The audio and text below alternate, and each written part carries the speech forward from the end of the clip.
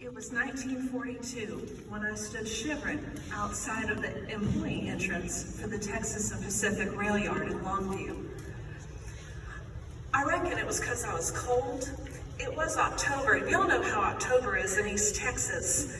Freezing in the morning and sweltering in the afternoon. It couldn't be because I was nervous. I had earned my place there. Now, Daddy did give me the interview with the master mechanic and marshal, and my brother Thomas did put in a good word for me before he enlisted and went to basic training. But I'm the one who talked to the master mechanic, and he liked me so much he sent me up to Dallas to fill out paperwork and take some extra tests to see where I would fit in best. And they're the ones who placed me as the new clerk at the car shop in Longview. A man approached. "Are you Gladys Chastain?" "Yes, sir." "Well, my name is Travis Lunsford. I'm your new boss. Come with me." Mr. Lunsford started showing me around to all the different buildings, introduced me to some of my new co-workers, and then we approached our office. It was this tiny little wooden box of a building just perched 6 feet away from the rip track. Half of it didn't have any windows at all. He said that was the men's changing room. The other half had all the windows all the way around, and that's where my desk was located. So was Mr. Lunsford's, a couple of others, and an old iron potbelly coal-burning stove. There was something that had been left out of the tour, though. "Mr. Lunsford, excuse me, where is the ladies' room in case I need it later?" He actually blushed and said, "Well, Miss Chastain, you see, you're the first girl we've ever had work here. We don't have one, but don't worry. They have one over at Keith's Produce a quarter mile down the track, and they said you can use theirs anytime you need to." Well, that was a relief. I sat down at my desk to get started on my job, and that's when the parade began. I noticed movement out of the corner of my eye. There was a gentleman walking all the way around the building looking through at me. He no sooner got done than someone else came back the other direction, rubbernecking all the way around. Word had gotten out that the new clerk was a girl, and all 100 employees had to come check it out for themselves. It was like working in a fishbowl, and I did think about quitting, but I was making $8 a day. I didn't know anyone else who was making that kind of money, so I stayed. I actually ended up really loving my job. You see, the car shop is basically the repair shop, and so anytime a car would break down coming into Longview, we got to fix it. We had the rip track, or the repair in place track, and several bays where they could break things all the way down. There were the mechanics, the car knockers to check the wheels, the switchmen. We had tracks to move things in and out because we messed it all around 2 to 3 times a day. Someone had to know what was where, and that was my job. I went out with my pen and paper and wrote down every car number in every spot, took it back to the office, typed it up in a report, and handed it to Mr. Lunsford. I did so good at that he put me in charge of the minutes for the monthly safety meetings. Now, a lot of the employees groaned about that because we all had to go, but I actually liked it. I learned how to pack the ball bearings into a journal box and how to test the air brakes on an engine. Some of you ladies may know how to change the tire on your car. I know how to change the wheel on a flatbed car. Not too many people know that.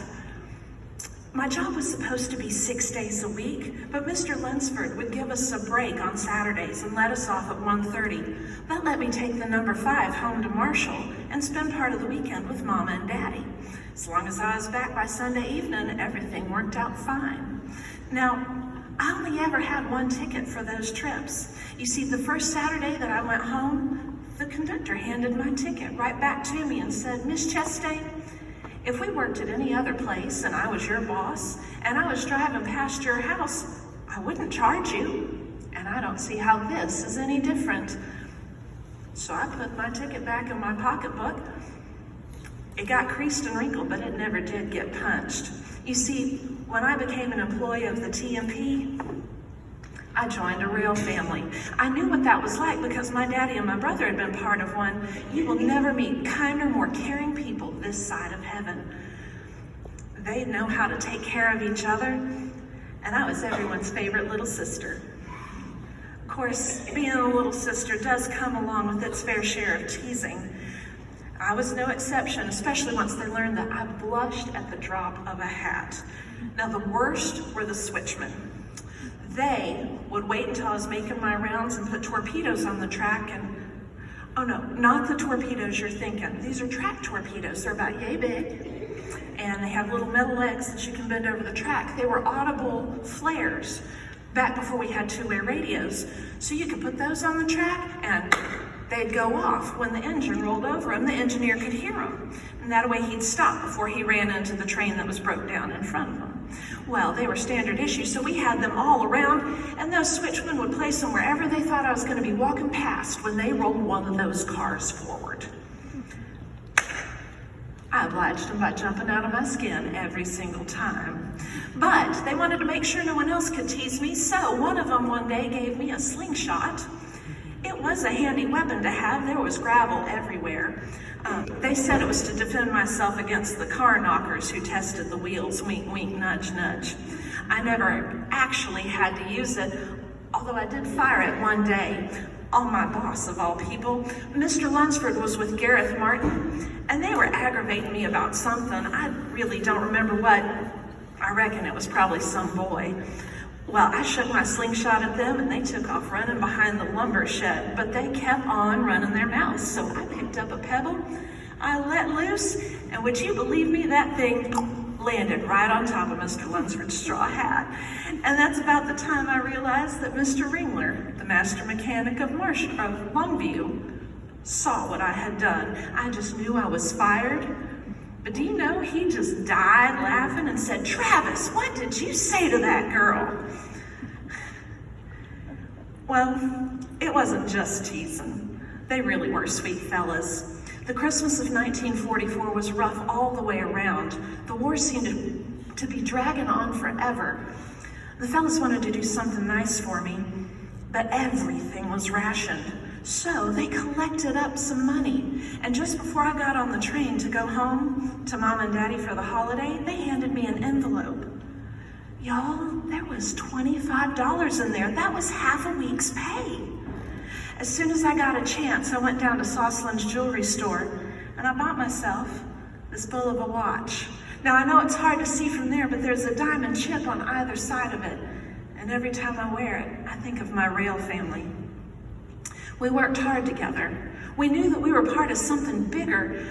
There was a war in our country, and we might not have been on the front lines, but we were fixing the cars that were carrying the supplies, the munitions, and the men to the front lines before they departed. That's why no one celebrated as much as we did that Wednesday afternoon in 1945. When we got word that Japan had surrendered, we set off every bell and whistle in the yard for 10, 15 minutes. We celebrated every way that was legal in Longview. But we showed back up to work the next day because we still had to fix the cars. But this time, the weight was lifted. We knew we were fixing the cars to bring the boys home instead of send them off.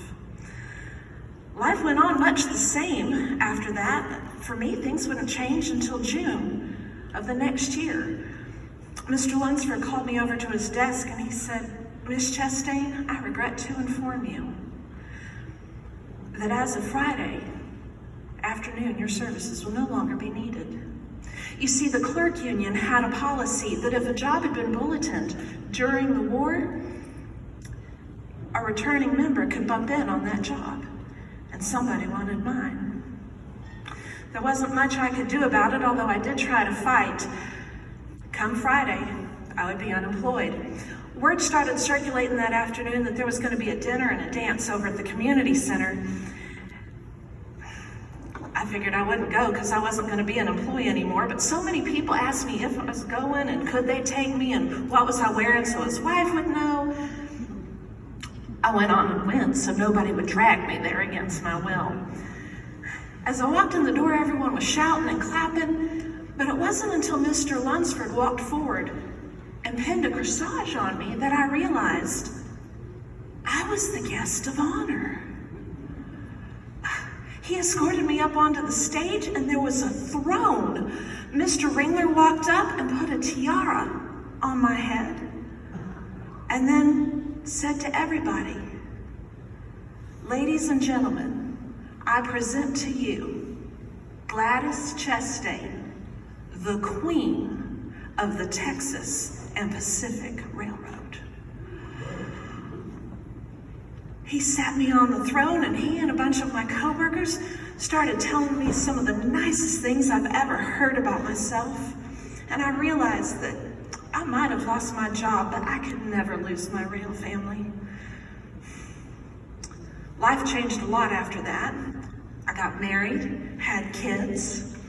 I started working for the TNP Employees Credit Union, so I got to keep track of my rail family, watch their kids grow up and their grandkids.